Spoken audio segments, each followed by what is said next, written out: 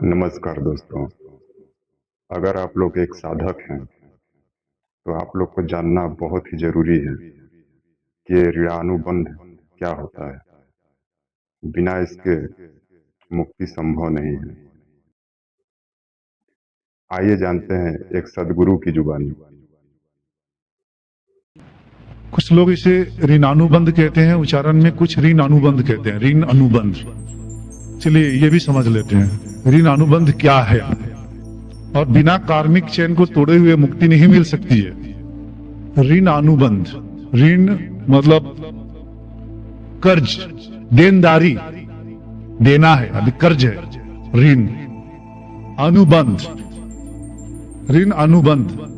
तो अनु, यहां पे आप अनु भी समझ सकते हैं, जो ऊर्जाओं की जो अनु है उसका बंधन, ऋणानुबंध। इसको मैं अलग और तरीके से बता रहा हूं। पूर्व जन्मों और पुराने कर्मों के कारण जो संबंध यानी रिश्ते बनते हैं वह क्या है? ऋणानुबंध है।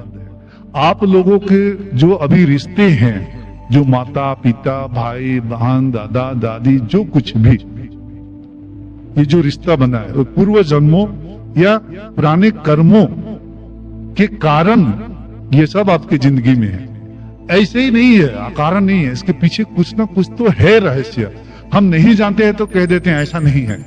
विज्ञान इसको नहीं मानता है। विज्ञान सिर्फ उसको मानता है जो जानता है। विज्ञान ये नहीं कहता है कि जो नहीं जानता उसको नहीं मानता। नहीं जानता उसका मतलब ये नहीं है कि ये नहीं है। तो सारे रिश्ते नाते जो आपको मिले हैं वो कर्ज है, वहां पे ऋण अनुबंध है। आपने सिर्फ इतने ही नहीं, थोड़ा और गहराई में हम उतरते हैं ऋणानुबंध को समझने के लिए। और यहाँ पे जो मैंने अभी इंसेस्टर्स लाइन की बात कही वो भी इसी में आ जाता है। अगर हम ऐसे करते गए तो और बंधते चले जाएंगे हम। कर अभी आपको इस अपने प्रैक्टिकल, अभी इसी जीवन पर फोकस करना है, जो आपके अभी के जो रिश्ते नाते हैं ये बहुत ही सूक्ष्म घटनाएं और सूक्ष्म विज्ञान है, गूढ़ रहस्य है।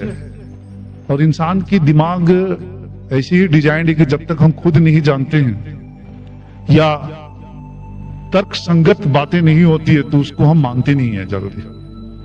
इसलिए मैंने कहा कि आप अपनी ही इस जीवन अपने जो जीवन में आप जहां खड़े हैं उसी रिश्ते नातों में ही इस चीजों को आप रिलेट करना, जो घटनाएं घट रही है, जो घट चुकी है। क्योंकि एक योगी के लिए जो घटनाएं घट रही होती है उसके पीछे की ऊर्जाओं को ही देखता है, ऐसा क्यों होता है, क्या होता है, उस रहस्य को ही देखता है और उजागर करता है।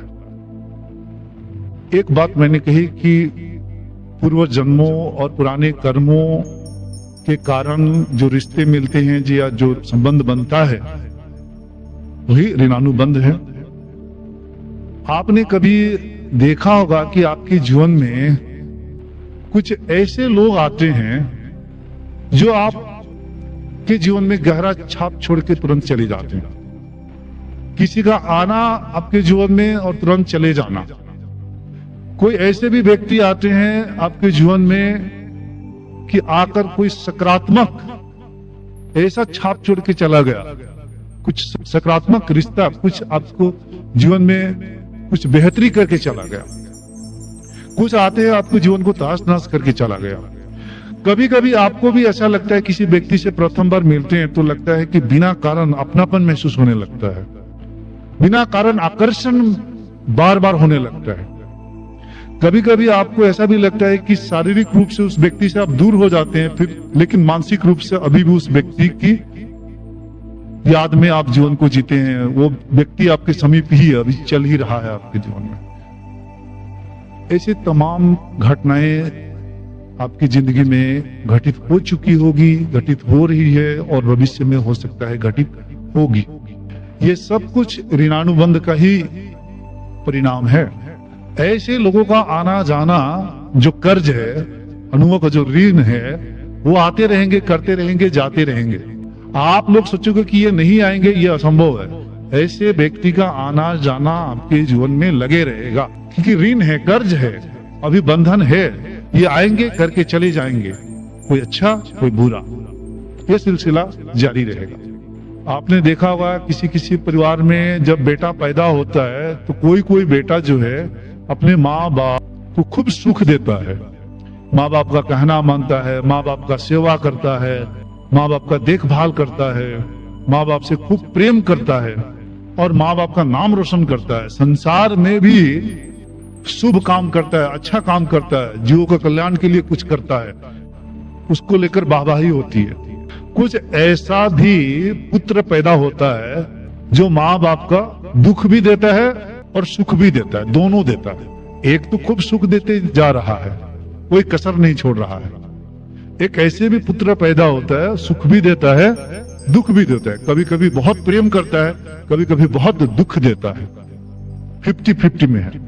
कुछ ऐसे भी पुत्र पैदा होता है, जब से पैदा हुआ तब से दुखी दे रहा है, माँ को रुला रहा है, बाप को रुला रहा है, घर बर्बाद कर रहा है, समाज में इस प्रकार के कर्म किए जा रहा है, समाज को वो दूषित किए जा रहा है, समाज में गंदगी फैलाया जा रहा है। ये सिर्फ बातों की बतकड़ नहीं है, आप अपनी नजर घुमा के देखिए, समाज में ये घटनाएं घटित हो रही है।